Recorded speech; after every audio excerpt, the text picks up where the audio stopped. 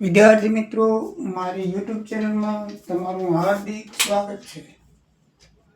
આજે આપણે ધોરણ 12ની અંદર પ્રકરણ 1માં શેરમૂડીના હિસાબોમાં દાખલાની શરૂઆત કરશું। આપણે થિયરિકલ 3-4 વિડીયો જોયા, ત્યાર પછી શોર્ટ વિડીયોની અંદર આમનોંધ કેમ થાય તે જોયું। 5 પ્રકારની આમનોંધ 5 વખત થાય છે, દરેક વખત અલગ અલગ રીતે।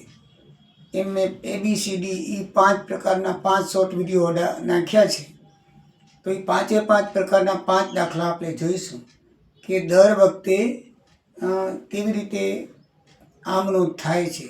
તો પહેલો પ્રકાર છે, તમને જે કંપનીની અરજી સાથે પૈસા મંગાવવામાં આવે અને મંજૂરી સાથે મંગાવવામાં આવે, છેલ્લા હપ્તા સાથે મંગાવવામાં આવે તો કેવી રીતે આમનોંધ થાય, એટલે કે શરૂઆતની આમનોંધ કહેવાય, જેને એ વિભાગમાં અરજીથી કરીને છેલ્લા હપ્તા સુધી જ્યાં રકમ મંગાવવામાં આવે છે તેની આમનોંધ કેવી રીતે થાય અને તેના ખાતા કેવી રીતે થાય એ આપણે ઉદાહરણ નંબર 1માં જોઈશું।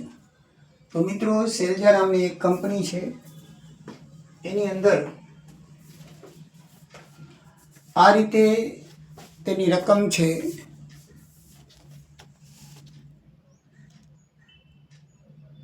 ₹10નો એક એવા 2,40,000 ઇક્વિટી શેર બહાર પાડે છે અને તેની રકમ 4 હપ્તે મંગાવવામાં આવે છે। પહેલી અરજી સાથે 3, મંજૂરી સાથે 3, પ્રથમ હપ્તામાં 2 અને છેલ્લા હપ્તામાં 2 મંગાવવામાં આવે છે। એટલે આ રીતે મંગાવવામાં આવે છે અને ચોપડે એની આમનોંધ લખી અને ઇક્વિટી શેર મૂડી, ઇક્વિટી શેર અરજી, ઇક્વિટી શેર મંજૂરી અને ઇક્વિટી શેર પ્રથમ હપ્તા અને ઇક્વિટી છેલ્લા હપ્તાનું, એમ આ રીતે આપણે 5 ખાતા બનાવવાના છે। શેર ખાતું પણ બનાવવાનું છે। તો મિત્રો, આ રીતે એની રકમ જોઈએ તો સૌથી પહેલાં અરજી સાથે એ ₹3 મંગાવે છે। તો પહેલા વખતમાં, પહેલાંના જમાનામાં જ્યારે શેર એકઠા કરવાના હોય કંપનીને, ત્યારે તે કોઈક બેંક નક્કી કરતા, એકથી વધારે બેંકો નક્કી કરે અને બેંકમાંથી એના અરજી ફોર્મ મળે કે એના શેર ખરીદવાના, અને એ શેર અરજી ભરી કમ્પ્લીટ કરી અને પાછી જેટલા અરજીના નાણાં મોકલવાના હોય અરજી સાથે એટલા નાણાં બેંકમાં જમા કરવામાં આવતા। ત્યારે ડીમેટ એકાઉન્ટ નહોતું, એટલે આ દાખલા છે એ જૂના પ્રમાણે ચાલે છે।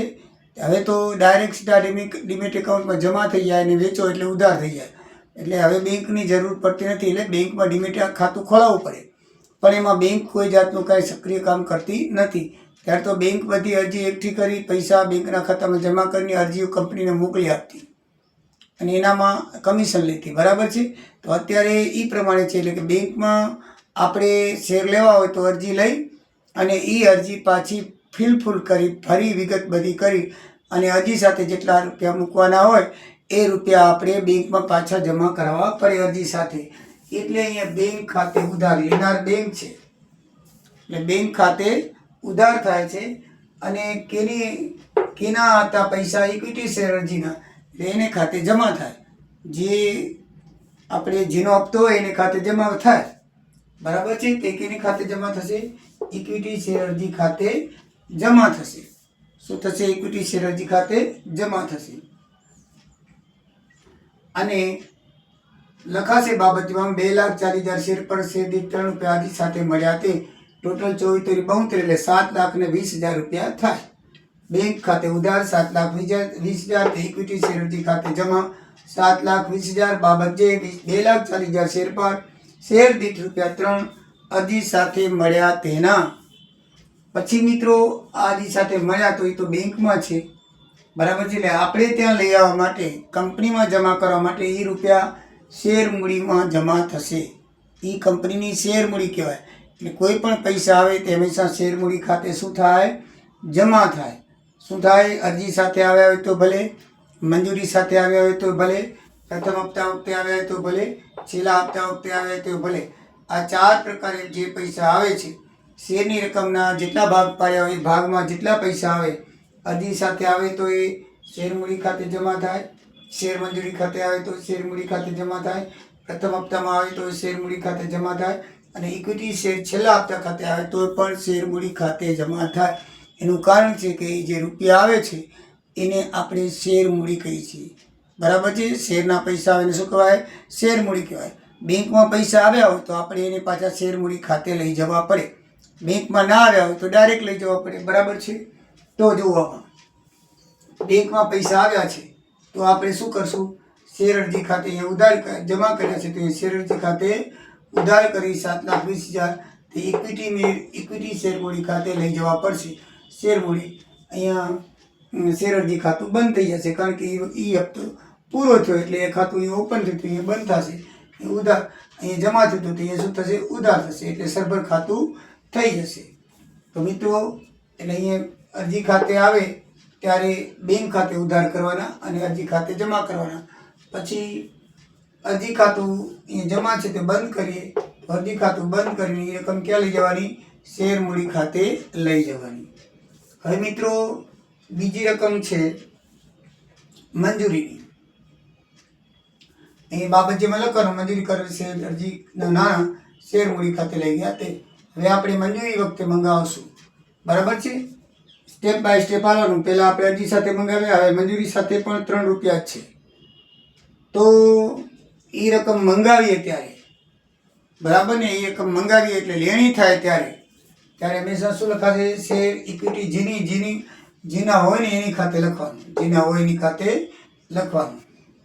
અહીંયા કેમ શેર અરજી ખાતે હતા તો અહીંયા મંજૂરી ખાતે લખવાનું. શેર અરજી ખાતે ઉધાર તે શેર મૂડી ખાતે, અહીંયા શેર મંજૂરી ખાતે ઉધાર તે ઇક્વિટી શેર મૂડી ખાતે જમા. શું કરવાનું? ઇક્વિટી શેર મૂડી ખાતે જમા. બરાબર છે મિત્રો. અહીંયા એવી રીતે થશે. અહીંયા શેર મંજૂરી ખાતે ઉધાર 7,20,000 તે ઇક્વિટી શેર મૂડી ખાતે જમા, એટલે લેણી રકમ થઈ. શું થાય? હવે બધા હપ્તા એમ જ આવશે. એક જ પહેલા હપ્તામાં ધ્યાન રાખવાની છે. પહેલા હપ્તામાં હંમેશા બેંક ખાતે ઉધાર અને શેર અરજી ખાતે જમા થશે અને શેર અરજી ખાતું બંધ કરીને ઇક્વિટી શેર મૂડી ખાતે લખાશે. બાકી બધા હપ્તામાં હંમેશા જે તે ખાતે ઉધાર તે શેર મૂડી ખાતે જમા. પછી પૈસા મળે એટલે બેંક ખાતે ઉધાર તે શેર મૂડી ખાતે જમા. વળી પ્રથમ હપ્તો આવે એટલે જે તે પ્રથમ હપ્તા ખાતે ઉધાર તે શેર મૂડી ખાતે જમા. પછી વળી પૈસા મળી જાય બેંકમાં એટલે બેંક ખાતે ઉધાર તે પ્રથમ હપ્તા ખાતે જમા.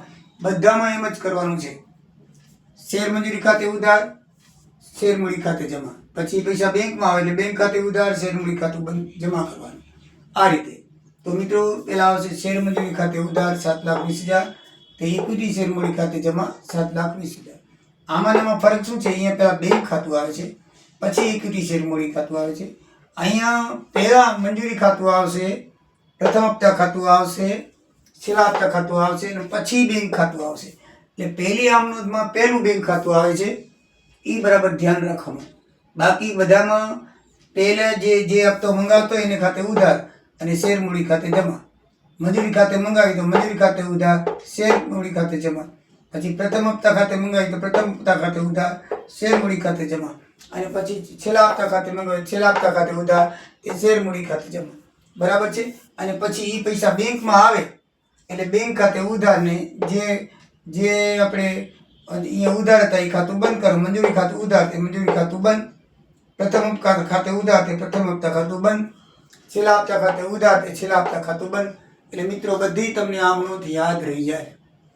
પહેલી આમ નોંધમાં બેંક ખાતે ઉધાર તે શેર અરજી ખાતે લખવાનું હોય છે અને શેર અરજી ખાતું બંધ કરીને શેર મૂડી ખાતે લઈ જવાનું હોય છે.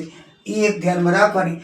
બાકી બધી આમ નોંધમાં મંજૂરી ખાતે ઉધાર તે શેર મૂડી ખાતે, પ્રથમ હપ્તા ખાતે ઉધાર તે શેર મૂડી ખાતે, છેલ્લા હપ્તા ખાતે ઉધાર તે શેર મૂડી ખાતે.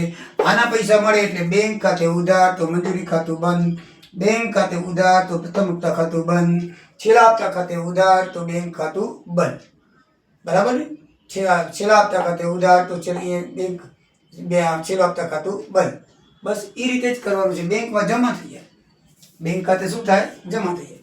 મિત્રો મંજૂરી ખાતે ઉધાર 7,20,000 ઇક્વિટી શેર મૂડી ખાતે જમા. બરાબર છે. હવે પૈસાના નાણાં મળશે આપણને એટલે બેંક ખાતે ઉધાર થશે, શેર મંજૂરી ખાતું બંધ થશે, શેર મંજૂરી ખાતે જમા. હવે આપણે શેર મંજૂરી પતી ગઈ. હવે પ્રથમ હપ્તો આવશે એટલે પ્રથમ હપ્તા ખાતે ઉધાર 4,80,000 એમાં 2 રૂપિયા છે, 2,40,000 ડબલ. તો ઇક્વિટી શેર મૂડી ખાતે જમા 4,80,000.